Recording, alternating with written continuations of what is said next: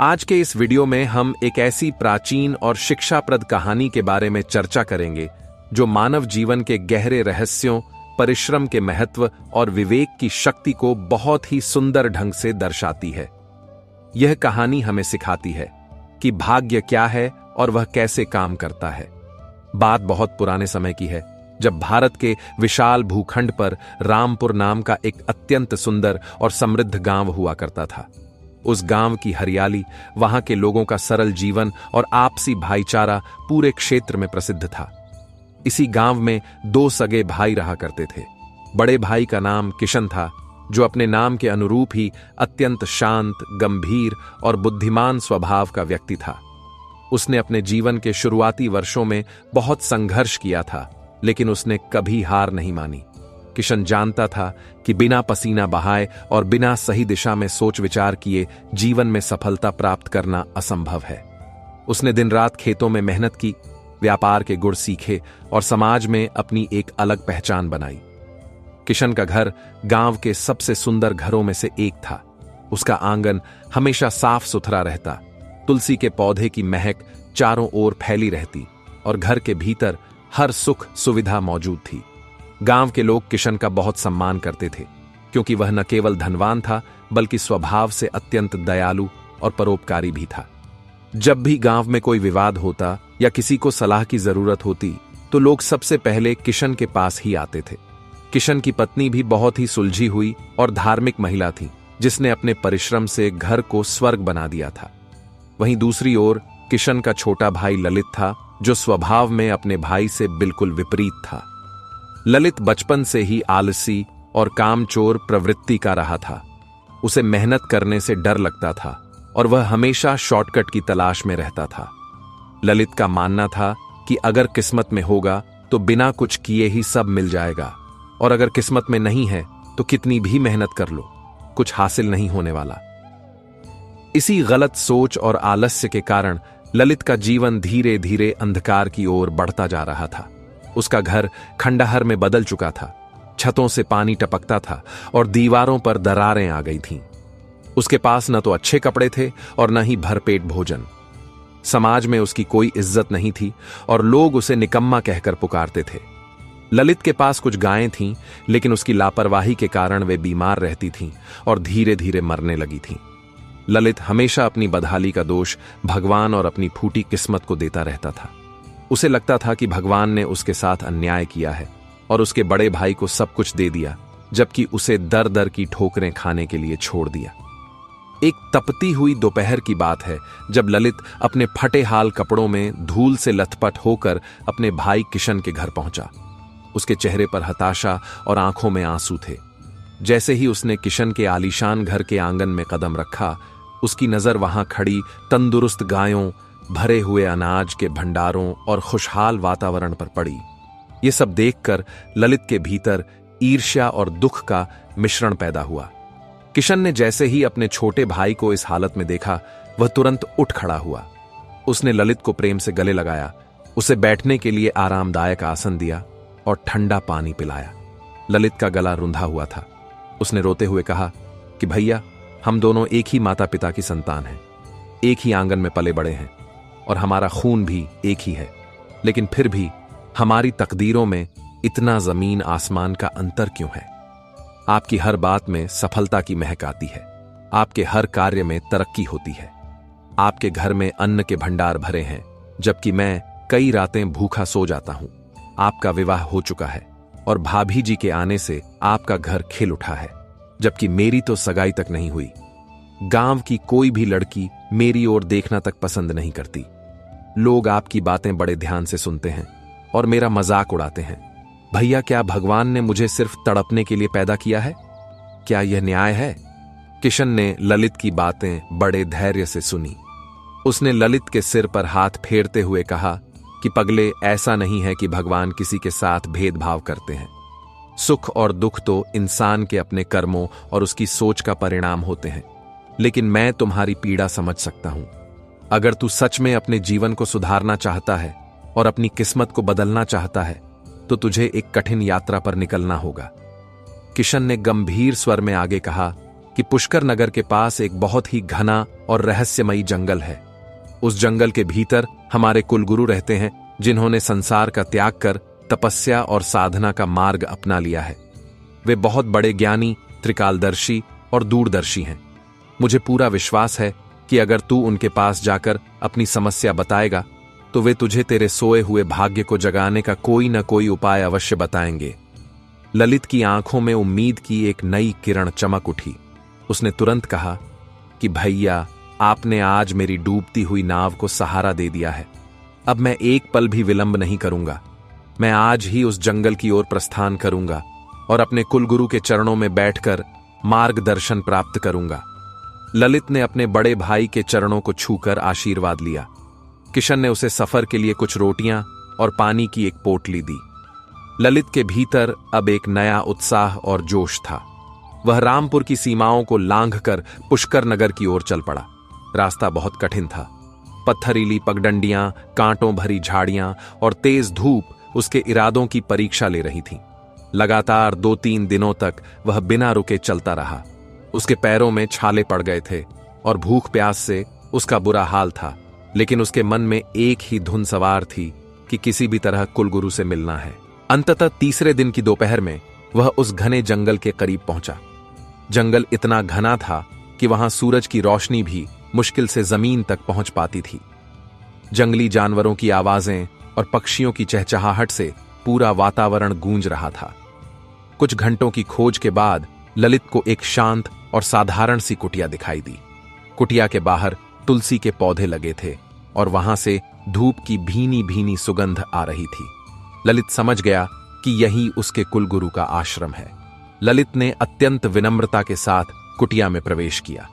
अंदर एक तेजस्वी वृद्ध पुरुष ध्यान की मुद्रा में बैठे थे। उनके चेहरे पर एक अलौकिक तेज था और उनके चारों ओर एक शांति का आभास हो रहा था। ललित ने उनके चरणों में साष्टांग प्रणाम किया और अपना परिचय दिया। गुरुदेव ने अपनी आंखें खोलीं और मंद मुस्कान के साथ कहा कि आओ ललित, बैठो। मैं तुम्हारे पिता धनराज को बहुत अच्छी तरह जानता था। वे एक परम धर्मनिष्ठ और सत्यवादी व्यक्ति थे। आज इतने वर्षों बाद तुम इस घने जंगल में मेरे पास आए हो तो अवश्य ही कोई बड़ी विपदा या जिज्ञासा होगी। ललित ने भावुक होकर अपने जीवन की पूरी व्यथा गुरुदेव के सामने रख दी। उसने बताया कि कैसे उसका भाई सफल है और वह असफल। उसने अपनी गरीबी, अपमान और अकेलेपन की कहानी विस्तार से सुनाई। गुरुदेव ने ललित की बात सुनी और कुछ देर तक अपनी आंखें बंद करके ध्यान लगाया।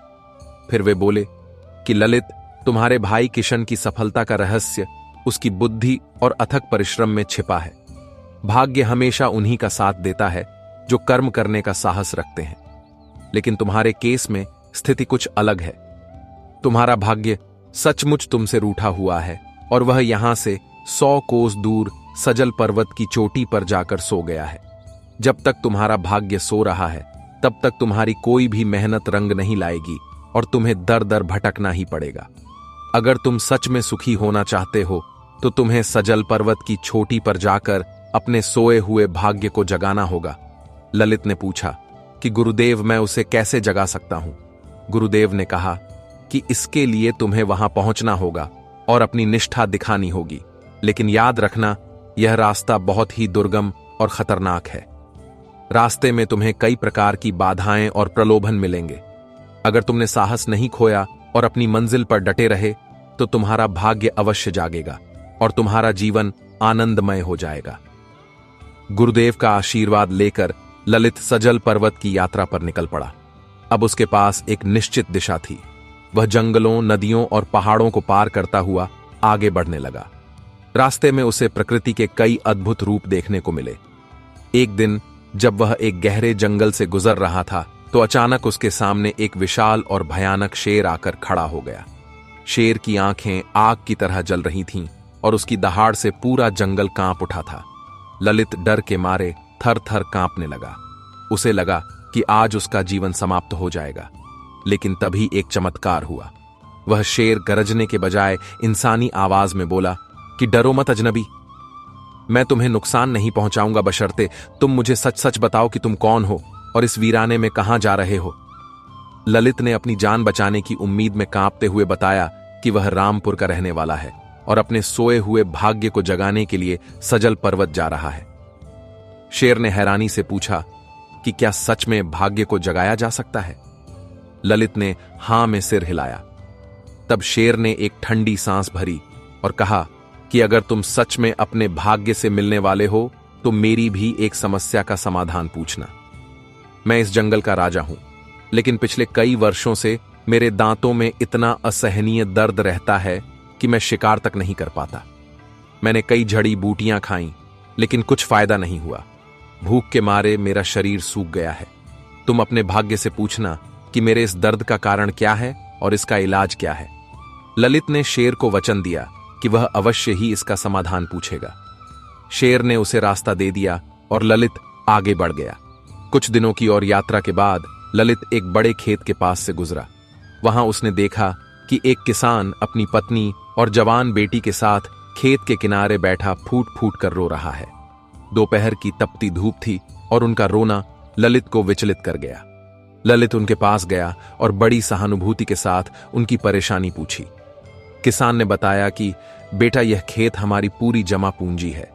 हमने इसमें दिन रात मेहनत की, इसे खून पसीने से सींचा, लेकिन पता नहीं क्यों जैसे ही फसल तैयार होने वाली होती है वह अपने आप सूख जाती है। हर साल यही होता है। हम दाने दाने को मोहताज हो गए हैं। ऐसा लगता है कि इस जमीन पर कोई शाप है। ललित ने किसान को ढांढस बंधाया और कहा कि बाबा, मैं सजल पर्वत पर अपने भाग्य को जगाने जा रहा हूं। मैं वहां आपके इस खेत की समस्या के बारे में भी जरूर पूछूंगा। किसान की आंखों में उम्मीद की चमक आ गई और उसने ललित को ढेर सारा आशीर्वाद देकर विदा किया। ललित की यात्रा जारी रही। अब वह एक बहुत बड़े और भव्य नगर के पास पहुंचा। उस नगर की ऊंची दीवारें और सुंदर महल दूर से ही दिखाई दे रहे थे। जैसे ही वह नगर के द्वार पर पहुंचा, वहां के सैनिकों ने उसे संदिग्ध समझकर पकड़ लिया और महाराज के सामने पेश किया। वह नगर का राज दरबार बहुत ही विशाल था। सिंहासन पर एक तेजस्वी राजा बैठा था, जिनके चेहरे पर अजीब सी बेचैनी थी। राजा ने ललित से उसकी पहचान पूछी। ललित ने बिना डरे अपनी पूरी कहानी सुना दी। राजा ललित की सच्चाई और उसके साहस से बहुत प्रभावित हुए। उन्होंने कहा कि ललित, तुम एक बड़े नेक काम पर निकले हो। क्या तुम मेरे लिए भी एक सवाल पूछ सकते हो? मेरे पास यह विशाल साम्राज्य है, धन दौलत का अंबार है, लेकिन फिर भी मेरा मन कभी शांत नहीं रहता। मुझे हर समय एक अनजाना भय और दुख घेरे रहता है। तुम अपने भाग्य से पूछना कि मेरी इस अशांति का असली कारण क्या है। ललित ने राजा को भी वचन दिया कि वह उनकी समस्या का हल लेकर जरूर लौटेगा। राजा ने ललित के ठहरने और भोजन का उत्तम प्रबंध किया और अगले दिन उसे कुछ स्वर्ण मुद्राएं देकर विदा किया। अब ललित की मंजिल करीब थी। सजल पर्वत की ऊंची चोटियां अब साफ दिखाई दे रही थीं। उसने पहाड़ की कठिन चढ़ाई शुरू की। पहाड़ बहुत ही सीधा और फिसलन भरा था। कई बार वह गिरा और उसे चोटें भी आईं, लेकिन उसने हिम्मत नहीं हारी। अंततः वह पहाड़ की सबसे ऊंची चोटी पर पहुंच गया। वहां का वातावरण एकदम दिव्य था। बादलों के बीच उसे एक बहुत पुराना और विशाल बरगद का पेड़ दिखाई दिया। उस पेड़ की घनी छांव में एक व्यक्ति बड़े आराम से चादर ओढ़कर सोया हुआ था। ललित को कुलगुरु की बात याद आई। उसे विश्वास हो गया कि यही उसका सोया हुआ भाग्य है। ललित ने उसे जगाने की कोशिश की। पहले उसने धीरे से पुकारा, लेकिन कोई हलचल नहीं हुई। फिर उसने उसे जोर से हिलाया। काफी देर की कोशिश के बाद उस व्यक्ति ने अपनी आंखें खोलीं। उसने अंगड़ाई ली और ललित की ओर देखते हुए चिढ़कर पूछा कि तुम कौन हो और मेरी नींद में बाधा क्यों डाल रहे हो? ललित ने हाथ जोड़कर कहा कि मैं ललित हूं और आप मेरे भाग्य हैं। मैं रामपुर से यहां तक पैदल चलकर आया हूं ताकि आपको जगा सकूं। आपकी वजह से मेरा जीवन नर्क बन गया है। मेरा बड़ा भाई तो खुश है, लेकिन मैं दर दर की ठोकरें खा रहा हूं। भाग्य ने हंसते हुए कहा कि ललित, तुम जैसे आलसी लोगों के पास रहने में मुझे कोई दिलचस्पी नहीं है। मैं तो केवल उन्हीं के पास रहता हूं जो विवेक और परिश्रम का उपयोग करते हैं। लेकिन चलो, तुम इतनी दूर आए हो तो बताओ, क्या चाहते हो? ललित ने अपनी व्यथा सुनाई और फिर रास्ते में मिले उन तीनों लोगों के सवाल भी पूछे। भाग्य ने ललित की बातें बड़े ध्यान से सुनी। फिर उसने एक एक करके सबका समाधान बताया। भाग्य ने कहा कि सुनो ललित, वह जो राजा तुम्हें मिला था वह असल में राजा नहीं, बल्कि एक स्त्री है जिसने मजबूरी में पुरुष का वेश धारण कर रखा है। उसके मन की अशांति तभी दूर होगी जब वह किसी योग्य पुरुष से विवाह कर लेगी और अपनी पहचान जाहिर कर देगी। वह जो किसान तुम्हें मिला था, उसके खेत की फसल इसलिए सूख जाती है क्योंकि उस खेत की जमीन के नीचे डाकुओं का छुपाया हुआ बहुत बड़ा खजाना दबा हुआ है। जब तक वह खजाना बाहर नहीं निकाला जाएगा, तब तक वहां की मिट्टी उपजाऊ नहीं होगी। और वह जो शेर तुम्हें मिला था, उसके दांतों का दर्द इसलिए है क्योंकि उसने लंबे समय से कोई शिकार नहीं किया है। उसके दर्द का एकमात्र इलाज यह है कि वह दुनिया के सबसे मूर्ख इंसान का भेजा खा ले। जैसे ही वह किसी महामूर्ख का भेजा खाएगा, उसका दर्द गायब हो जाएगा। भाग्य ने अंत में ललित से कहा कि जाओ, अब मैंने तुम्हें सारे जवाब दे दिए हैं। अब से मैं भी जाग गया हूं और तुम्हारा साथ दूंगा।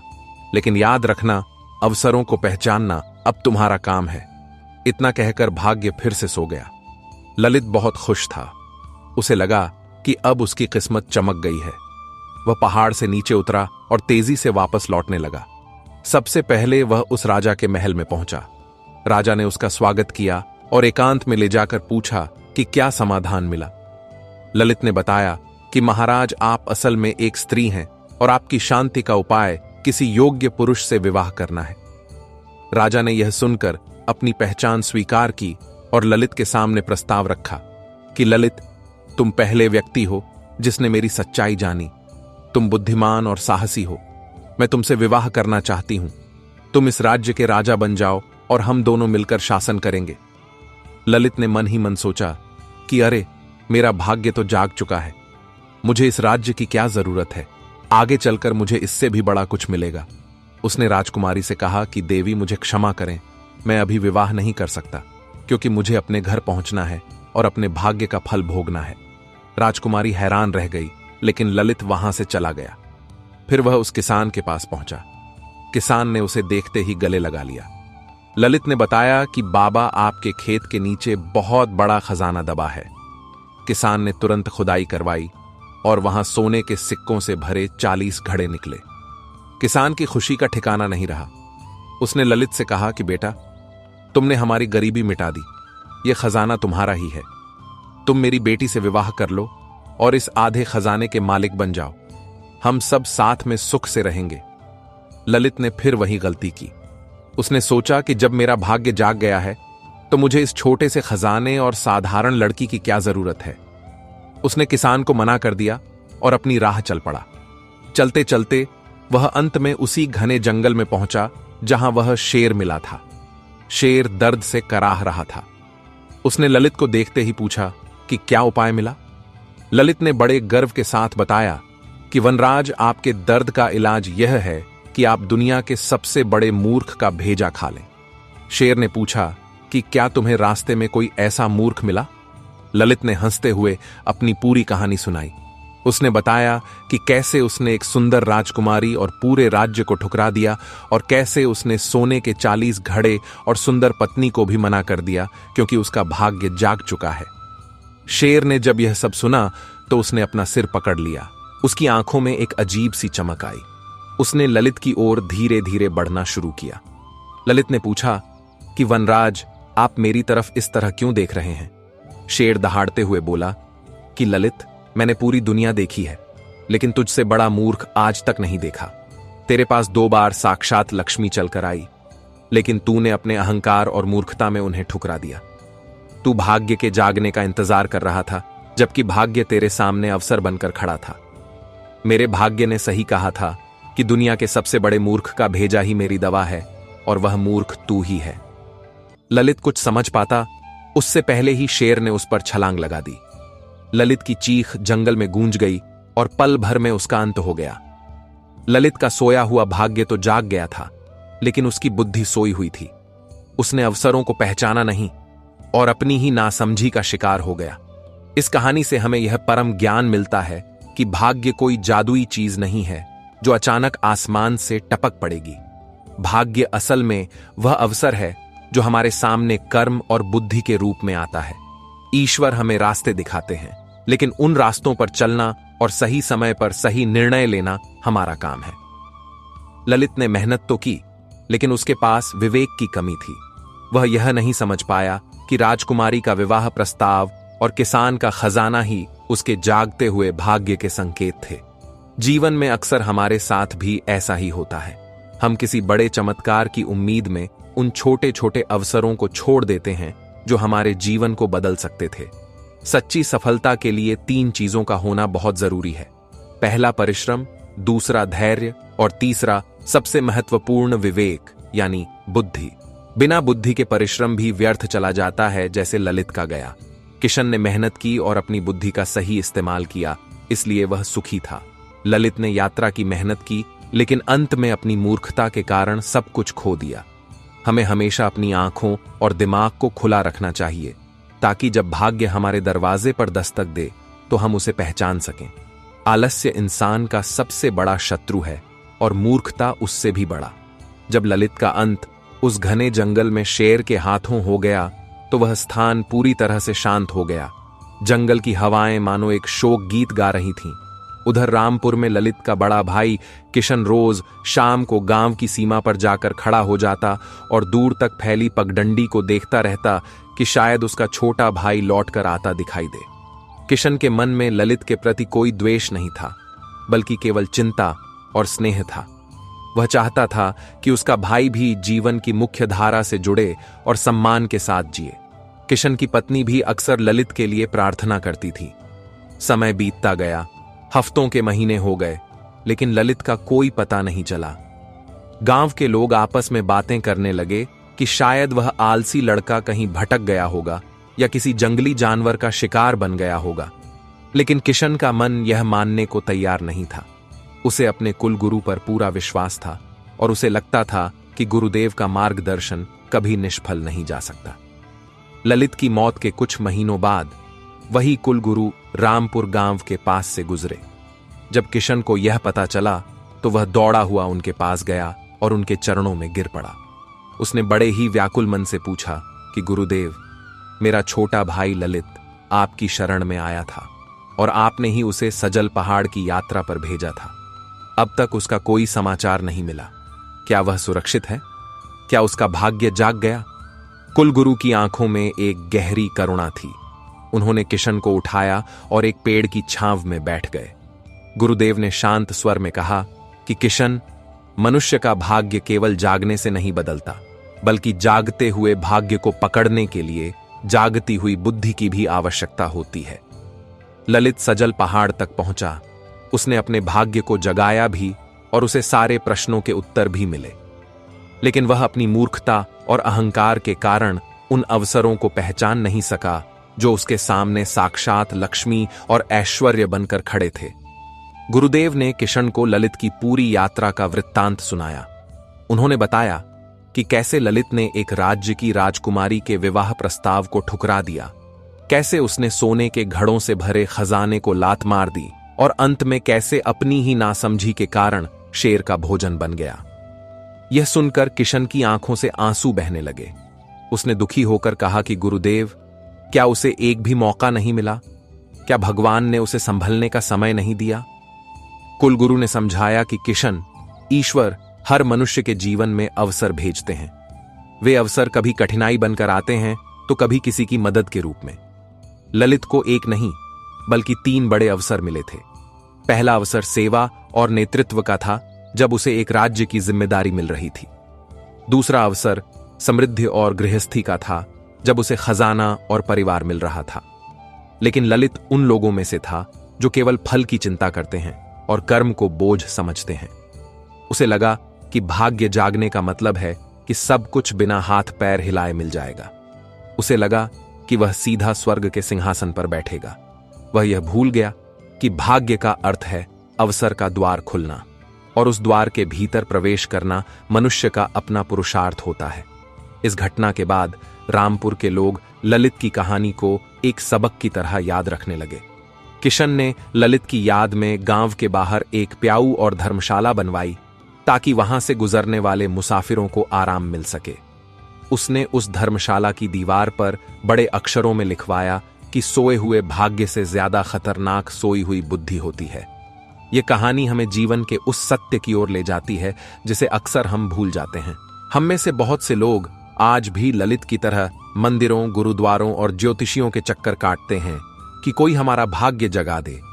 हम सोचते हैं कि कोई चमत्कार होगा और हमारी गरीबी, दुख और बीमारियां अचानक गायब हो जाएंगी।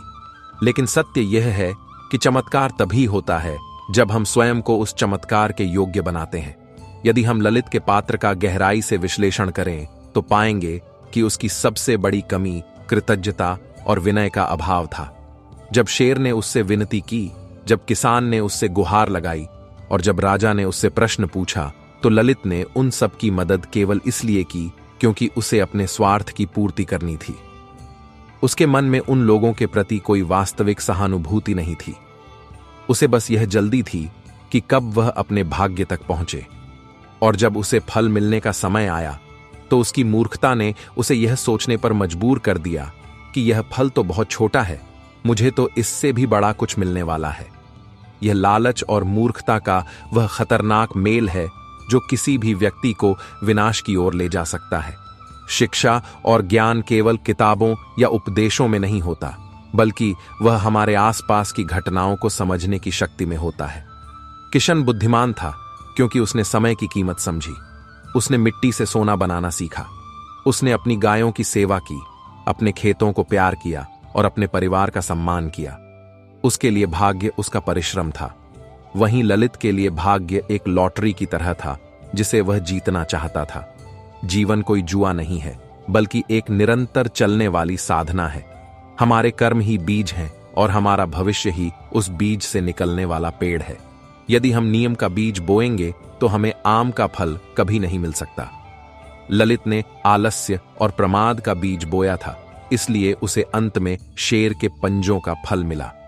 आज के समय में भी हम देखते हैं कि लोग सफलता के पीछे भाग रहे हैं, लेकिन वे सफलता के सिद्धांतों को नहीं अपनाना चाहते। वे चाहते हैं कि उनके पास बहुत सारा धन हो, लेकिन वे मेहनत नहीं करना चाहते। वे चाहते हैं कि लोग उनका सम्मान करें, लेकिन वे दूसरों का सम्मान करना नहीं जानते। ललित की कहानी हमें सचेत करती है कि यदि हमारे सामने कोई सुनहरा अवसर आए तो हमें अपनी आंखों और दिमाग को खुला रखना चाहिए।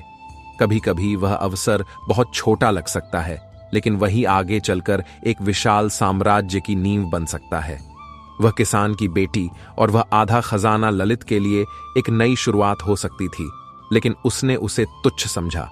वह राजकुमारी और वह राज्य उसके लिए सम्मान का शिखर हो सकता था, लेकिन उसने उसे बोझ समझा। हमें यह समझना होगा कि भाग्य कोई बाहरी शक्ति नहीं है जो हमें नियंत्रित करती है, बल्कि यह हमारे अवचेतन मन की वह शक्ति है जो हमारे निर्णयों को प्रभावित करती है। जब हम सकारात्मक सोचते हैं और पुरुषार्थ करते हैं तो हमारा भाग्य भी सकारात्मक रूप लेने लगता है। जब हम नकारात्मक होते हैं और दूसरों पर निर्भर रहते हैं तो हमारा भाग्य भी हमें अकेला छोड़ देता है। कुलगुरु ने ललित को सजल पहाड़ पर इसलिए भेजा था ताकि वह अपनी सीमाओं को लांघ सके, ताकि वह यह समझ सके कि कष्ट सहने के बाद ही शांति मिलती है। ललित ने पहाड़ की चढ़ाई तो की, लेकिन उसका मन अब भी रामपुर के उसी आलसी लड़के का था जो चाहता था कि उसे बैठे बैठे सब कुछ मिल जाए। मनुष्य का जीवन अनमोल है और इसे व्यर्थ की आशाओं में नहीं गंवाना चाहिए। हमें आज में जीना चाहिए और आज के कर्मों को सुधारना चाहिए। यदि हमारा आज श्रेष्ठ है तो हमारा कल अपने आप सुखद होगा। ललित की यह कथा हमें यह भी सिखाती है कि गुरु का मार्गदर्शन तभी काम आता है जब शिष्य में उसे ग्रहण करने की पात्रता हो। किशन ने गुरु की बातों को आत्मसात किया और सफल हुआ, जबकि ललित ने गुरु की बातों को केवल एक सूचना की तरह लिया और अंततः असफल रहा। रामपुर का वह गांव आज भी शायद उन यादों को संजोए हुए है। वहां की मिट्टी में आज भी किशन जैसे मेहनती लोगों की सुगंध है। यह कहानी केवल ललित या किशन की नहीं है, बल्कि यह हर उस व्यक्ति की कहानी है जो जीवन के चौराहे पर खड़ा है और यह तय नहीं कर पा रहा है कि उसे किस दिशा में जाना है। रास्ता हमेशा कर्म का ही सही होता है। भाग्य तो केवल उस रास्ते पर चलने वाले मुसाफिर का उत्साह बढ़ाने के लिए होता है। इसलिए दोस्तों, अपने भीतर के ललित को मारें और अपने भीतर के किशन को जगाएं। अपनी बुद्धि को प्रखर बनाएं, अपने शरीर को परिश्रमी बनाएं और अपने मन को दयालु बनाएं। याद रखें कि शेर केवल उसी को खाता है जो अपनी बुद्धि का उपयोग नहीं करता। समाज में भी जो लोग अपनी जिम्मेदारी से भागते हैं और केवल भाग्य के भरोसे बैठे रहते हैं, वे अंततः समय के क्रूर पंजों का शिकार बन जाते हैं। समय किसी का इंतजार नहीं करता, अवसर बार बार द्वार नहीं खटखटाते। जो जागरूक है वही विजेता है, जो सोया हुआ है वह खोया हुआ है। ललित की मौत के बाद जंगल का वह शेर भी ज्यादा समय तक जीवित नहीं रहा होगा, क्योंकि मूर्ख का मांस खाकर किसी की बीमारी ठीक नहीं होती। यह केवल एक व्यंग्य था जो भाग्य ने ललित की मूर्खता पर कसा था। असली बीमारी तो वह सोच थी जिसने ललित को अपाहिज बना दिया था। जब तक हम अपनी सोच को स्वस्थ नहीं बनाएंगे, तब तक कोई भी औषधि या कोई भी उपाय हमें सुखी नहीं कर सकता। सुख का झरना हमारे भीतर से बहता है, बाहर की परिस्थितियों में सुख केवल एक भ्रम है। किशन ने अपने जीवन के अंतिम दिनों तक गांव की सेवा की। उसने कई स्कूल खुलवाए और नौजवानों को यह सिखाया कि स्वावलंबन ही सबसे बड़ा धर्म है। उसने कभी अपनी दौलत पर घमंड नहीं किया, क्योंकि वह जानता था कि यह सब उसकी मेहनत का फल है और मेहनत करना कभी बंद नहीं करना चाहिए। ललित की कहानी को सुनकर आज भी गांव के बुजुर्ग बच्चों को समझाते हैं कि बेटा, पहाड़ चढ़ना आसान है, लेकिन पहाड़ की चोटी पर जाकर अपनी बुद्धि को स्थिर रखना बहुत मुश्किल है। इस लंबी कथा का सार यही है कि ईश्वर ने हमें हाथ दिए हैं काम करने के लिए, पैर दिए हैं आगे बढ़ने के लिए और दिमाग दिया है सोचने के लिए। यदि हम इन तीनों का सही उपयोग करेंगे तो सजल पहाड़ का भाग्य खुद चलकर हमारे पास आएगा। हमें कहीं जाने की जरूरत नहीं पड़ेगी। हम जहां होंगे वहीं सुख और समृद्धि का वास होगा। ललित की आत्मा आज भी उन लोगों को सचेत कर रही होगी जो केवल ख्याली पुलाव पकाते हैं। सच तो यह है कि मेहनत की एक रोटी उस सोने के घड़े से 1000 गुना बेहतर है जिसे हम अपनी मूर्खता में खो देते हैं। आइए हम सब मिलकर यह संकल्प लें कि हम अपने जीवन को सार्थक बनाएंगे। हम केवल भाग्य के जागने का इंतजार नहीं करेंगे, बल्कि हम अपने कर्मों से एक नया भाग्य लिखेंगे। किशन की तरह हम भी समाज के लिए प्रेरणा बनेंगे। ललित की कहानी का अंत दुखद था, लेकिन वह अंत हमें एक नई शुरुआत की प्रेरणा देता है। वह हमें बताता है कि जीवन में कभी भी इतना अंधा नहीं होना चाहिए कि हमें साक्षात खड़ा अवसर दिखाई न दे। जीवन एक पाठशाला है और यहां हर अनुभव एक नया पाठ सिखाता है। ललित का अनुभव कड़ुआ था, लेकिन वह पूरी दुनिया के लिए एक मीठा सबक छोड़ गया। आज इस कहानी को सुनते समय यदि आपके मन में यह विचार आ रहा है कि काश ललित ने राजकुमारी से विवाह कर लिया होता या काश उसने वह खजाना ले लिया होता, तो समझ जाइए कि आपकी बुद्धि जाग रही है। आप ललित की गलतियों को देख पा रहे हैं। अब बस यही जागरूकता अपने खुद के जीवन में भी लाएं। अपने जीवन के शेर को, अपने जीवन के किसान को और अपने जीवन के राजा को पहचानें और उनकी समस्याओं का समाधान ढूंढते हुए अपने लिए सफलता का मार्ग प्रशस्त करें। भाग्य की रेखाएं हमारे हाथों में जरूर होती हैं, लेकिन उन हाथों को चलाने की शक्ति हमारी इच्छा शक्ति में होती है। जिसकी इच्छा शक्ति मजबूत है, उसका भाग्य भी मजबूत है। किशन ने अपनी इच्छा शक्ति से अपनी तकदीर बदली। ललित ने अपनी कमजोर इच्छा शक्ति से अपनी बनी बनाई तकदीर बिगाड़ ली। अंत में केवल इतना ही कहूंगा कि ज्ञान का प्रकाश तभी फैलता है जब हम उसे अपने आचरण में उतारते हैं। केवल सुनने से कुछ नहीं होगा, करने से सब कुछ होगा। रामपुर की वह हरियाली, किशन का वह सुसज्जित घर और कुलगुरु का वह शांत आश्रम, ये सब हमारे भीतर ही मौजूद हैं। हमें बस अपनी अंतरात्मा की आवाज सुननी है। राधे राधे कहते हुए अपने जीवन के हर कार्य को ईश्वर को समर्पित कर दें और पूरी ईमानदारी से अपनी जिम्मेदारी निभाएं। फिर देखिए कैसे आपकी दुनिया बदलती है। जीवन का हर क्षण एक उत्सव बन जाएगा और असफलता का डर हमेशा के लिए समाप्त हो जाएगा। ललित की कहानी को यहां विराम देते हैं, लेकिन इस कहानी से मिली शिक्षा को अपने मन में सदा जीवित रखें। यही सच्ची श्रद्धा है और यही सच्चा ज्ञान है। राधे राधे।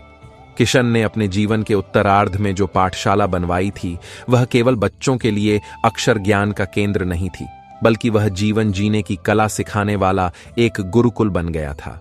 किशन अक्सर वहां के बरगद के पेड़ के नीचे बैठकर युवाओं को जीवन के गूढ़ रहस्यों के बारे में बताता था।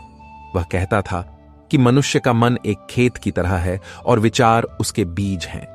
यदि हम आलस्य और अहंकार के बीज बोएंगे तो परिणाम स्वरूप हमें केवल कांटों भरी झाड़ियां ही मिलेंगी।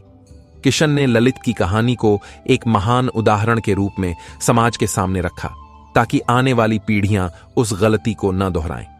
किशन का मानना था कि ललित की हार केवल उसकी अपनी हार नहीं थी, बल्कि वह उस समाज की हार थी जो अपने युवाओं को सही दिशा देने में विफल रहता है। इसलिए उसने शिक्षा पर सबसे अधिक जोर दिया। किशन अक्सर कहता था कि जब हम भाग्य की बात करते हैं तो हमें यह समझना चाहिए कि भाग्य कोई पूर्व निर्धारित पत्थर की लकीर नहीं है जिसे बदला न जा सके। भाग्य हमारे प्रतिदिन के निर्णयों का कुल योग है।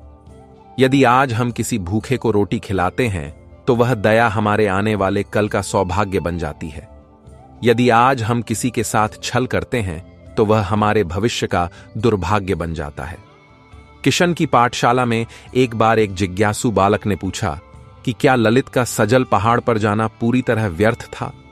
किशन ने बड़ी ही मधुर मुस्कान के साथ उत्तर दिया कि नहीं पुत्र, कोई भी यात्रा व्यर्थ नहीं होती।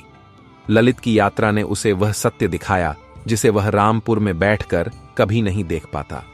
उसने शेर के माध्यम से साहस और दंड के सिद्धांत को समझा, किसान के माध्यम से धरती की छिपी हुई संपदा और धैर्य को समझा, और राजा के माध्यम से शक्ति और सत्य के संबंध को समझा।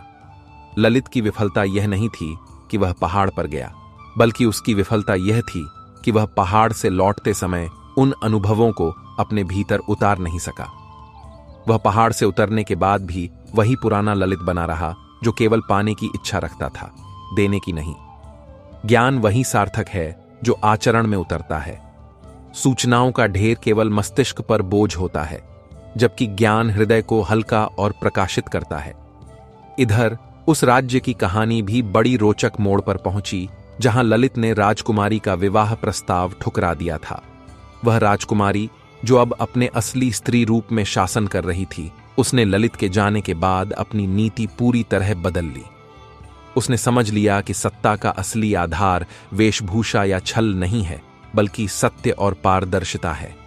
उसने पूरे राज्य में घोषणा करवाई कि उनकी रानी ने प्रजा की सुरक्षा के लिए पुरुष वेश धारण किया था और अब वह अपने वास्तविक रूप में जनता की सेवा करना चाहती है।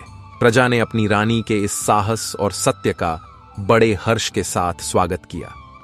राजकुमारी ने बाद में एक पराक्रमी और न्यायप्रिय राजकुमार से विवाह किया, जो उसके राज्य की रक्षा के साथ साथ उसके निजी जीवन में भी शांति लेकर आया। वह राजकुमारी हमेशा ललित की उस मूर्खता के लिए ईश्वर का धन्यवाद करती थी, क्योंकि यदि ललित ने प्रस्ताव स्वीकार कर लिया होता तो शायद वह राज्य कभी इतना समृद्ध और सुखी नहीं होता। राजकुमारी का मानना था कि ललित जैसे अस्थिर मन वाले व्यक्ति के हाथ में राज्य की बागडोर देना विनाश को निमंत्रण देने जैसा होता। इस प्रकार ललित की मूर्खता किसी और के लिए वरदान बन गई। उसी तरह वह किसान भी, जिसने ललित को खजाना देने की पेशकश की थी, अब उस क्षेत्र का सबसे बड़ा दानवीर बन चुका था। खजाना मिलने के बाद उसने अपनी गरीबी तो दूर की ही, साथ ही उसने गांव के बाकी किसानों के लिए सिंचाई की नई व्यवस्था की और अकाल के समय अनाज के भंडार खोल दिए।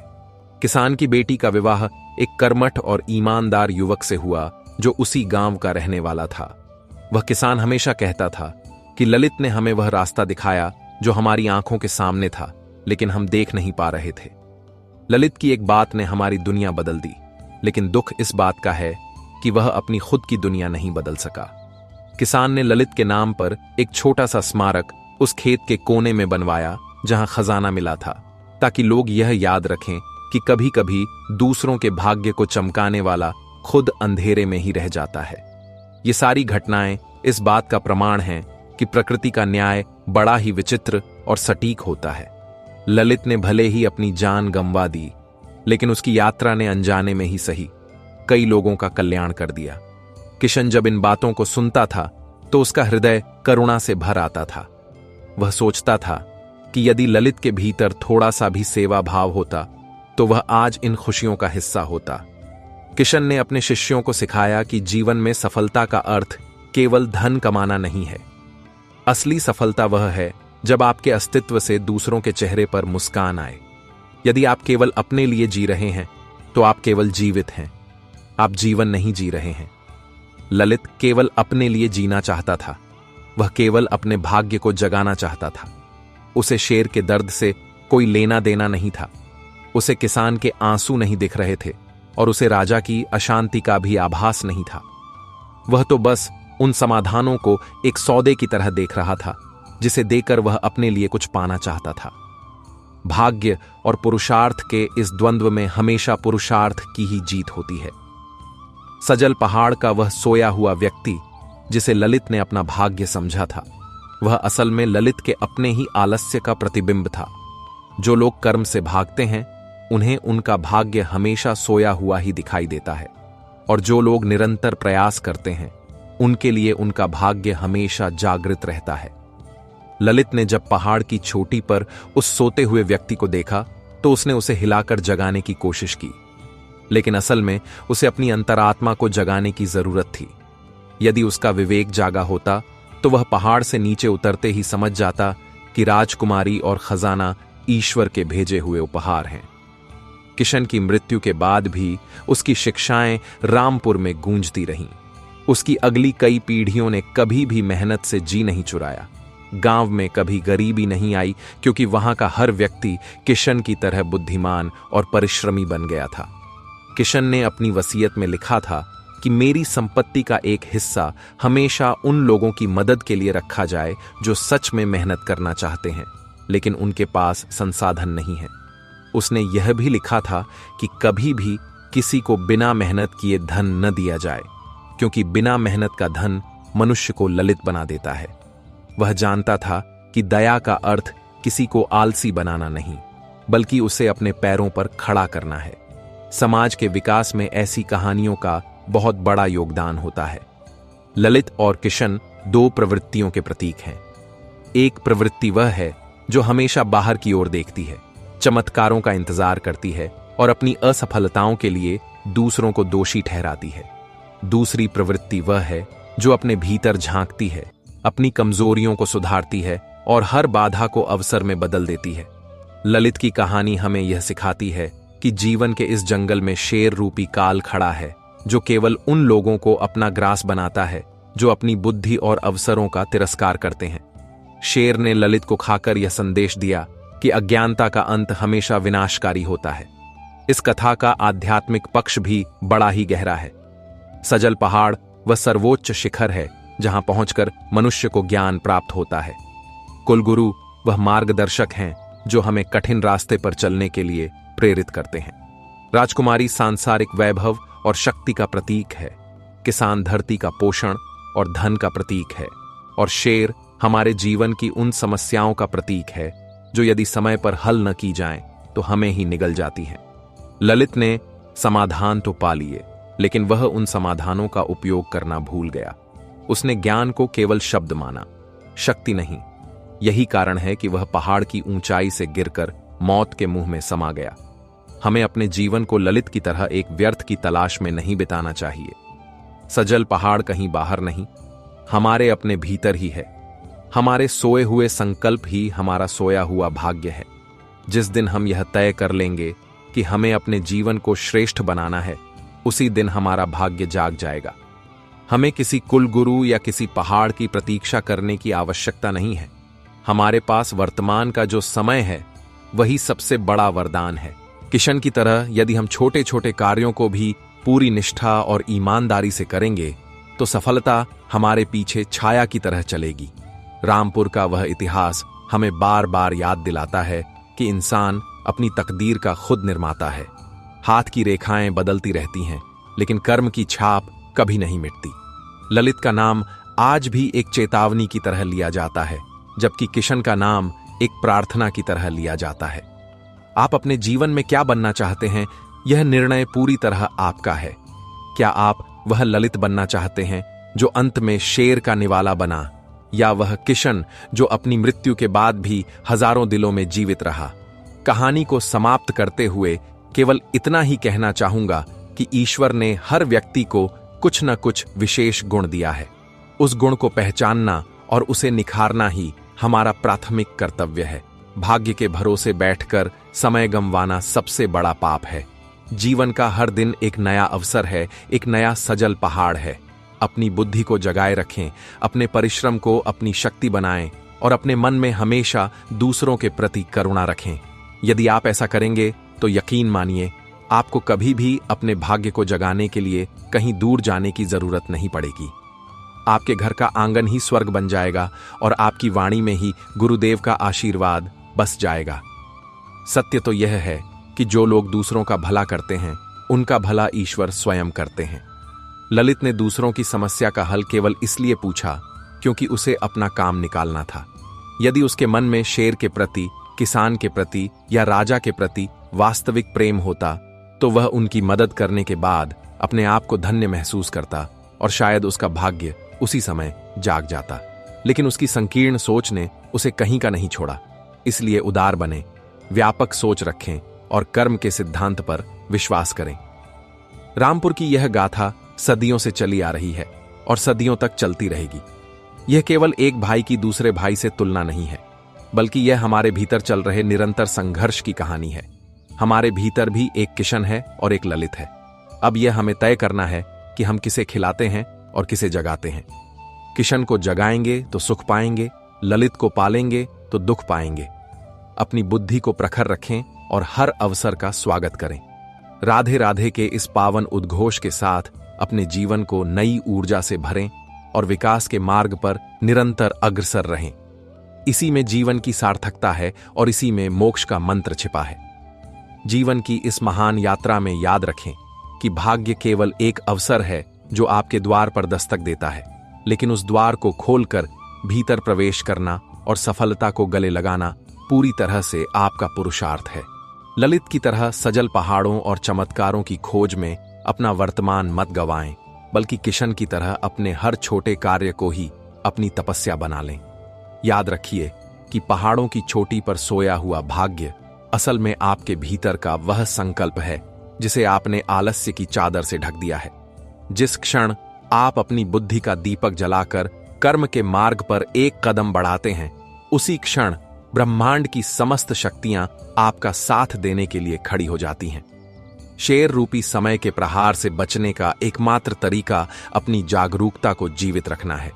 आप अपनी तकदीर के स्वयं लेखक हैं, इसलिए अपनी कलम को साहस, ईमानदारी और अटूट विश्वास की स्याही से भरें।